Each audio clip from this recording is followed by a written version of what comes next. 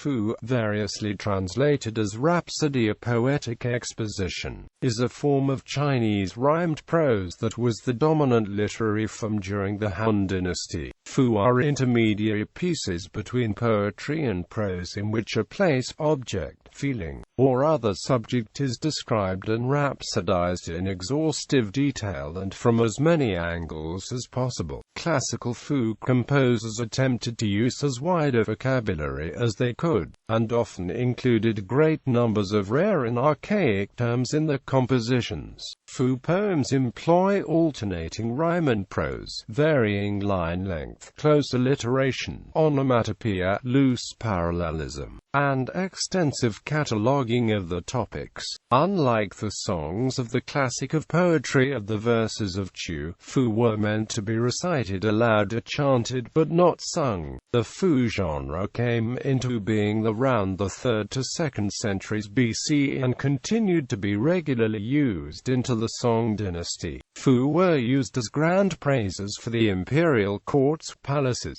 and cities, but were also used to write Fu on things, in which any place, object, or feeling was rhapsodized in exhaustive detail. The largest collections of historical Fu are the selections of refined literature, the Book of Han, the New Songs from the Jade Terrace, and official dynastic histories. There is no counterpart of similar form to the Fu genre in Western literature. During a large part of the 20th century, Fu poetry was harshly criticized by Chinese scholars as excessively ornate, lacking in real emotion, and ambiguous in its moral messages. Because of these historical associations, scholarship on Fu poetry in China almost ceased entirely between 1949 and the end of the Cultural Revolution in 1976. Since then, study of Fu has gradually returned to its previous level. History. Origins. The term Fu, when applied to Chinese literature, first appears in the Zhou dynasty, where it meant to present, as in poetic recitations. It was also one of the 3 literary devices traditionally assigned to the songs of the classic of poetry. Over the course of the late 1st millennium BC, Fu became the name of poetic expositions in which an author or composer created a comprehensive exposition and performed it as a rhapsody. Han Dynasty historian Ban Gu in the monograph on arts and letters defined Fu as to recite without singing. Fu poetry is often viewed as a descendant of the verses of Chu songs combined with the rhetorical expositions of the intrigues of the warring states. During the golden age of Fu in the 2nd century BC, many of the greatest Fu composers were from the southwestern area of Shu. A chapter of Zunzi containing a series of riddles has been theorized to be the earliest known Fu. The earliest preserved and definitely datable Fu is Jia Yi's Fu on the Owl, composed about 170 BC. Jia's surviving writings mention an earlier Fu he wrote upon his exile to Changsha, which he modeled upon Qiu Yuan's Encountering Sorrow, but it has not survived to the present. Han Dynasty. Much of the surviving Han Fu and other poetry survives through 6 dynasty anthologies and other sources, such as quotations embedded in various works. Western Han Fu achieved its greatest prominence during the early Han Dynasty. Jia Yi's Fu on the Owl, written around 170 BC, was composed following on the 3rd year of his exile to Changsha, and uses much of the style of the Li Sao and other songs of the verses of Chu. Fu on the Owl, besides being the earliest known Fu, is unusual in the author's extended use of philosophical reflection upon his own situation in life. Emperor Wu of Han ascended the throne in 141 BC, and his 54-year reign is considered the golden age of Grand Fu. Emperor Wu summoned famous Fu writers to the imperial court in Chang'an, where many of them composed and presented Fu to the entire court. The earliest Grand Fu of Emperor Wu's reign is Seven Stimuli by Mei Sheng. In Seven Stimuli, Mei Sheng acts as a warring states-style traveling orator who tries to cure a Chu prince of an illness caused by overindulgence in sensual pleasures by pushing his senses to the limits with his Fu descriptions. Of all the authors from the golden age of Grand Fu composition, Sima Zhangru was generally considered to be the greatest. A native of Chengdu, he was traditionally said to have been summoned to the imperial court after Emperor Wu happened to personally read his Fu of Servacuous, though this is almost certainly a story added later. After arriving in the capital around 136 BC, Sima Zhangru expanded his Fu of Servacuous into his magnum opus, Fu on the Imperial Park, generally considered the most famous Fu of all. This work, whose original title was probably Fu on the Excursion Hunt of the Son of Heaven, is a grand celebration of the emperor's personal hunting park east of Chang'an, and is famed for its rich number of rare and difficult words and characters. If not for the survival of Chinese scholar Guo Piyu's early 4th century AD annotations to Fu on the Imperial Park, much of its ancient and esoteric terminology would now be unintelligible. The Grand Fu of the Western Han Dynasty were read and recited as celebrations of pure poetic delight, and were the first pieces of Chinese literature to fuse both unrestrained entertainment and moral admonitions together in single works. However, after the reign of Emperor Wu, his court culture began to be criticized as having placed undue emphasis on the grandiose language in Fu and therefore having missed opportunities to encourage moral restraint. The most prominent critic of Grand Fu was the other great Fu writer of the Han Dynasty, Zhang Zhong. As a youth, Zhang was an admirer and imitator of Sima Zhangru's Fu, but later came to disapprove of Grand Fu. Zhang believed that the original purpose of Fu was to indirectly admonish, but that the extended rhetorical arguments and complex vocabulary used in Grand Fu caused their hearers and readers to marvel at their aesthetic beauty while missing the moral messages. Zhang juxtaposed early Han Dynasty Fu with the Fu-like expositions in the classic of poetry, saying that while those in the poetry provided moral standards, the Fu of the Han poets led to excess. While known as one of the Fu masters of the Han Dynasty, Zhang's Fu are generally known for the focus on admonishing readers and listeners to uphold moral values.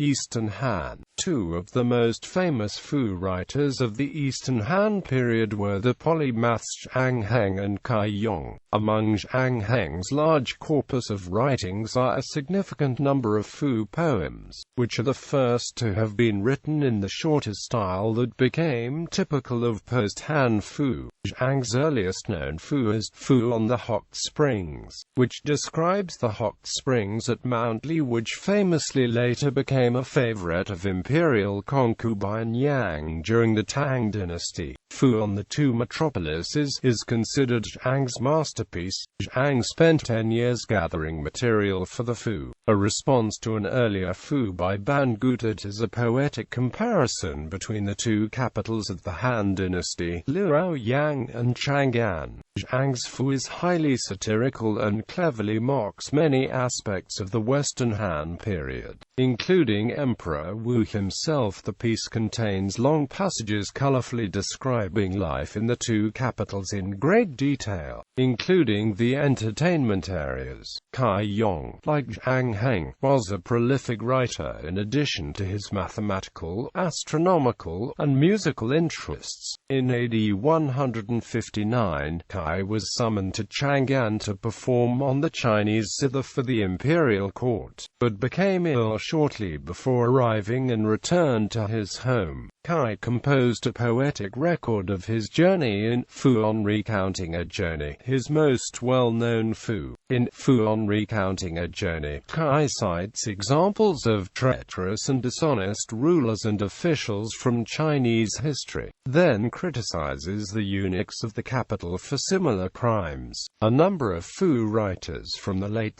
2nd and early 3rd centuries AD became considered great Fu poets, and were noted for their descriptions of the chaos and destruction following the collapse of the Han Dynasty. Wang Can, who lived as a refugee in Chu following the assassination of Dong Zhuo in AD 192, wrote a famous Fu entitled Fu on Climbing the Tower, in which Wang movingly describes climbing a tower near Jingzhou and gazing longingly in the direction of his home in Luoyang. Poets often used subjects of descriptive Fu poems to symbolize themselves, as in Fu on the Parrot by Mi Heng, in which Mi uses a caged parrot as an allegory for a scholar whose talents go unrecognized and whose inability to control his tongue results in his captivity. During the Three Kingdoms period, the court of the warlord Cao Cao and his sons Cao Pai and Cao Ji became a famous literary salon, and a number of Fu poems from the court have survived to modern times.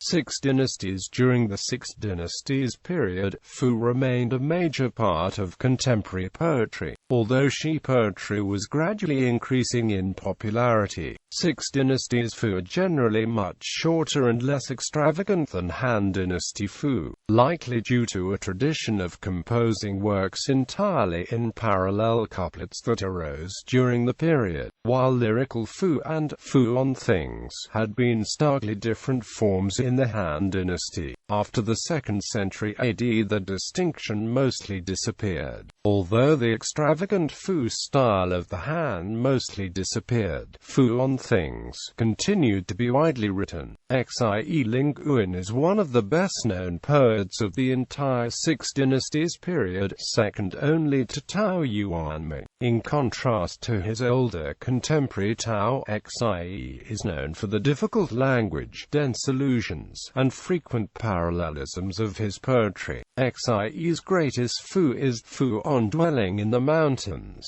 a Han-style grand Fu describing Xie's personal estate that borrows its style from the famous Fu on the Imperial Park by Sima Zhangru. Like classical Han Fu, the poem uses a large number of obscure and rare characters, but Fu on Dwelling in the Mountains is unique in that Xie included his own annotations to the poem, without which the poem would be nearly incomprehensible. During the Liang dynasty, Fu continued to be a popular form of literature, though it began to merge with the popular 5- and 7-syllable poetry forms, which completely eclipsed Fu during the Tang dynasty. Some Fu pieces, such as Shen Yu's Fu on Dwelling in the Suburbs, and homage to Xie Ling Guan's Fu on Dwelling in the Mountains, followed the traditional forms and subjects of classical Fu, but an increasing number did not. Fu on Lotus Picking by Xiao Gang is a short, lyrical Fu that mixes freely with popular lyric poetry, and portrayed southern China as a romantic land of pleasure and sensuality. Lotus picking was an activity traditionally associated with peasant women, but in the early 5th century became a popular topic in Fu and poetry. Yu Xin is generally considered the last great Fu poet of Chinese history. Yu, like Yan Zhitui, was born in the south but forced to relocate to northern China after the South's defeat, and spent the rest of his career writing of the loss of the South as a loss of an entire culture and way of life. Yu's most famous piece is Fu on Lamenting the South, in which he describes his life's experiences in the context of the larger context of the destruction of the South and its culture. Tang and Song dynasties. The Fu genre changed rapidly during the Tang dynasty, During the early Tang, a new form of Fu called regulated Fu supplanted the original form. Regulated Fu had strict rules of form and expression, and required the use of consistent rhymes throughout each piece. Additionally, rules were created to govern the arrangement of tones in each poem, as the introduction of Buddhist texts written in Sanskrit and Pali had stimulated the Chinese to methodical study of their own language and the identification of the four tones of Middle Chinese. Beginning in the Tang Dynasty, these regulated Fu were required for the composition sections of the imperial examinations. Tang writers added new topics to the traditional subjects of Fu, such as purely moral topics or scenes from Chinese antiquity. The parallel Fu was another variant of the Fu developed in the Tang, and was only used for rhetorical compositions. In 826, Tang poet Du Mu's poem Fu on Yipang Palace laid the foundation for a new form of Fu called prose Fu, in which prose is freely rhymed. This form of Fu became the dominant Fu form during the late Tang and the Song dynasty. By the 9th and 10th centuries, traditional Fu had become mainly historical pursuits, and were largely read and copied because of their inclusion on the imperial examinations. Topics: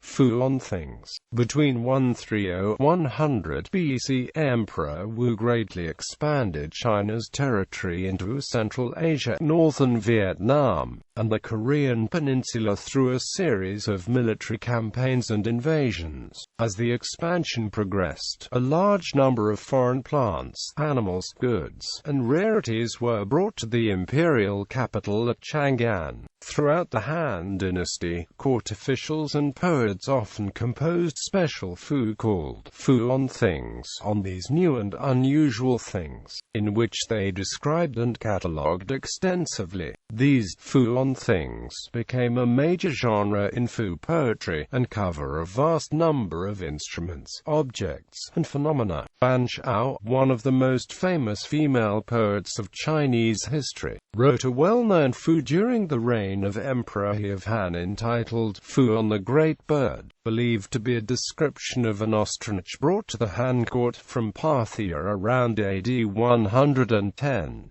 Scholar Ma Rong wrote two well-known Fu on ancient board games. His Fu on Chopin, which the Chinese believed to actually have been invented by Laozi after he departed west out of China, and his Fu on encirclement chess, one of the earliest known descriptions of the game Go. Han Dynasty librarian Wang Yi, best known as the compiler of the received version of the verses of Chu, wrote several object description Fu in the early 2nd century AD, such as Fu on the lychee, the earliest known poetic description of the lychee fruit. The literary salon of Cao Pai's court produced a number of notable Fu on things, in which a group of poets known as the Seven Masters of the Jianan period each composed their own version of the Fu. During this period, Cao Pai was once presented with a large agate of unusual quality which Cao had made into a bridle. Each of the men composed their own Fu on the agate bridle for the occasion. Another object description Fu from the Cao court is Fu on the Musarugalva bowl, which was a bowl made of a coral shell-like substance from somewhere near India, which was then known as the Western regions.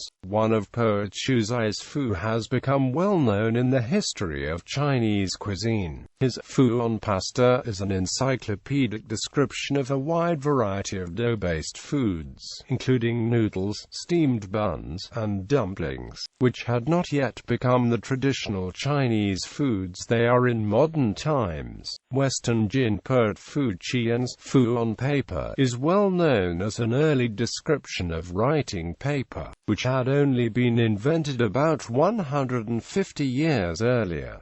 Socio-political protest. Part of the legacy associated with the Fu is its use as a form of socio-political protest, such as the theme of the loyal minister who has been unjustly exiled by the ruler or those in power at the court, rather than receiving the promotion and respect which he truly deserves. In the verses of Chu, one of the works attributed to Qiu Yuan is the Li Sao, which is one of the earliest known works in this tradition, both as ancestral to the Fu as well as its incorporation of political criticism as a theme of poetry. The theme of unjust exile is related to the development of Shaoxiang poetry, or the poetry stylistically or thematically based upon lamenting the unjust exile of the poet, either directly or allegorically through the use of the persona of a friend, a historical figure. During the Han Dynasty, along with the development of the Fu stylistically, the idea that it incorporate political criticism through indirection and allegory also developed. Han Dynasty historian and author Ban Gu in his Book of Han pointedly refers to a Fu by Qiu Yuan as a literary example of the use of the theme of the loyal minister who has been unjustly exiled, rather than receiving the promotion and respect which he truly deserves. As Helmuth Wilhelm puts it, "The Han Fu can easily be classified into a limited number of types.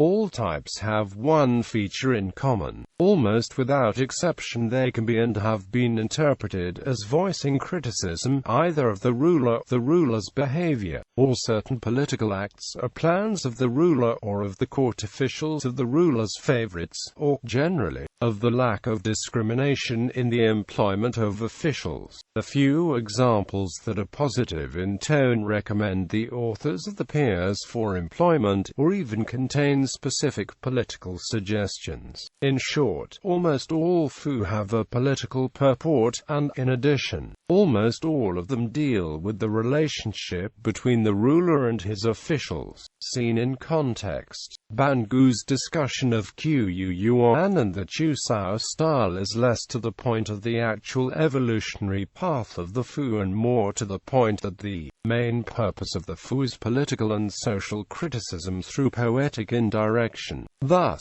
in Fu, paradoxically, the fantastic descriptions and an overflowing rhetoric can be reduced to restraint, as the socio-political criticism which was key to the Fu was constrained within a very subtle, elaborately indirect, occasional, and elusive mode. Collections. Fu pieces comprise the first main category in the Wenshan, an early Chinese literary anthology which is still extant. The selections collects all known Fu pieces from the early Han Dynasty to its compilation in the 6th century AD. During the Liang Dynasty, it has since been the traditional source for studying classical Fu. In the late 17th and early 18th centuries, during the reign of the Kangxi Emperor, scholar Chen Yuanlong compiled a collection of all known Fu extant in his day, publishing his collection in 1706 as Collection of Fu Through the Ages. Chen's collection in total contains 4,155 Fu.